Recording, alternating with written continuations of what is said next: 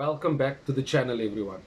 I do have to firstly apologize. It's storming where I am recording from. It's the same place where I always record from, but it's storming, and if you can hear the rain, then I do apologize for that particular sound in the background. But let me start the video off by first giving my respects to Diogo Jota and to Andre Silva and their family and their friends.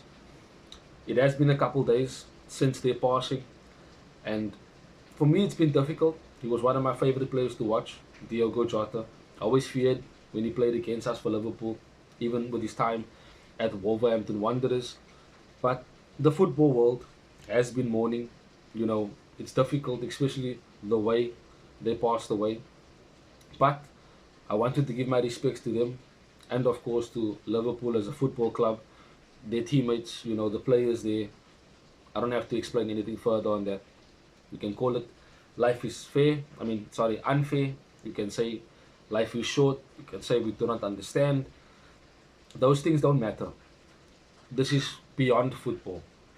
They were young men, who, with Jota's case, just started out in terms of getting married last week, just done well for Portugal and of course with Liverpool, you know, Andre Silva on the other hand also, probably had his own achievements in his life. It is difficult, for me as a person that is older than both of them, you know. But like I said, I just wanted to pay my respects and of course send my prayers and condolences to Diogo Jota and Andre Silva's friends and family, of course. But we're here to talk about Manchester United. You know, there has been a bit of update, if you want to call it that, in terms of players leaving Manchester United. And it has been reported on two fronts, if you want to put it that way. On the one hand, it has been reported that these five players have told and asked Manchester United to leave the club. But on the other hand, it's been reported that they have not asked to leave Manchester United.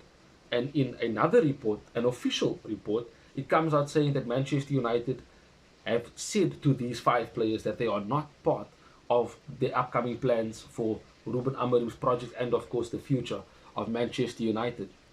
We know who these players are: Marcus Rashford, Jadon Sancho, Anthony, Terrell Malacia, and Alejandro Garnacho. Those five players we know already are for sale. That has been said, and we knew this would be the case considering how their careers have gone. With certain players, it's off field issues, attitude issues. With other players, it's either a lack of performance, even though they're trying hard. In the case of Anthony, Tyrell Malacia, who had injury problems for the past 2 seasons. These are players that Manchester United know they need to get rid of. Sancho, Anthony, Rashford, they also have high wages that the club are trying to get off the books and trying to, reset the wage structure within the first team. And it's going to take time. And because every other club in the world knows that these five players are not wanted at Manchester United, there's no urgency from other clubs wanting to buy these players, even though they probably do want them. But why would you want to show that you want them so early when you can literally get them for cheaper closer to the end of the window when Manchester United might be in a desperate situation needing to sell in order to buy, which kind of looks like the case right now. You know, there's a bit of a stall on the Brian and Mbumo deal because of a few £1 million that United are short in terms of making a acceptable offer to Brentford. And again, Elanga is potentially going to Newcastle. There's a sell-on clause. We're getting money from that particular deal. We need to sell in order to fund and boost a Brian and Mbumo bid, a third bid for him, of course. We need to sell in order to buy other players. You can talk about PSR, you can talk about, having to balance the books, you can talk about United being in debt. These things don't matter. We need to get rid of these players, and then we can only bring in other players to replace them, because it will be pointless and difficult to buy a replacement for Marcus Rashford or Garnacho and then they still might be at the club, because even though they might not be training for pre-season from Monday onwards, the 7th, it has been reported that they will be joining pre-season at a later date to give themselves more time to get a transfer away from Manchester United. Now, we know the clubs that are interested in Rashford. It's Bayern, it's Barca. Those options are there for him. Aston Villa said they're not going to, take the option of buying him permanently. So let's see what happens with Rashford. Sancho, Fenerbahce, Juventus, they are in talks with him. But again, Juventus looks like the only option for him. And there might be a swap deal. I spoke about that in the previous video. Antony said he wants to go to Real Betis, but they can't afford him. There could be a loan deal, which United doesn't want because Real Betis said that we must help pay his wages and then he will go to them. We want a permanent deal. There's no other club that has looked at Antony or reports coming out for any club interested in Antony. Malacia, again, he himself came back to United and has been told that he will not be part of the future. He will need to find another club. So these are players that need to move on.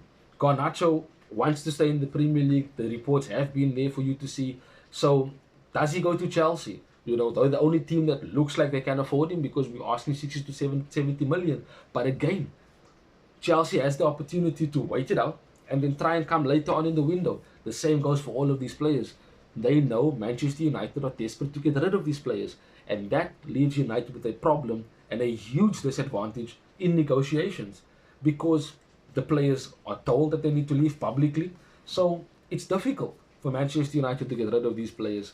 And I don't see a world where these players come back into the first team after pre-season. I do think that even though United will take huge knocks in terms of not making any profit and a loss on all of these players, it has to be done. It's unfortunate. This is literally where we are right now. It's going to take time for Manchester United to turn the screw in terms of how we are viewed in terms of transfers and in transfer windows, how we are viewed by other clubs as not being easy to walk over in negotiations and trying to strike deals with players and clubs.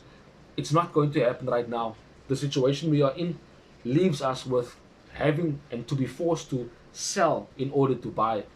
And who knows?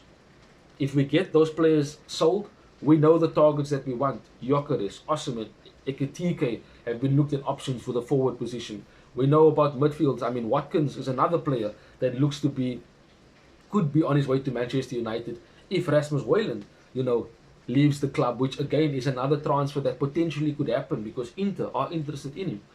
But Manchester United, as I continue to say, we need to sell players. We need to get rid of players that have been problems for the club, for the team, and of course, financially as well. But we have to take it on board. We have to be patient and see what happens as the transfer window unfolds. There's still time for Manchester United to bring in the players that they need to bring in and get rid of the players that they need to. So let's see what happens as the transfer window continues to go on.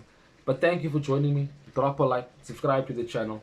And of course, let me know in the comment section what you think about the 5 players that Manchester United have told that they should be and will not be part of the Manchester United project with Ruben Amorim, etc.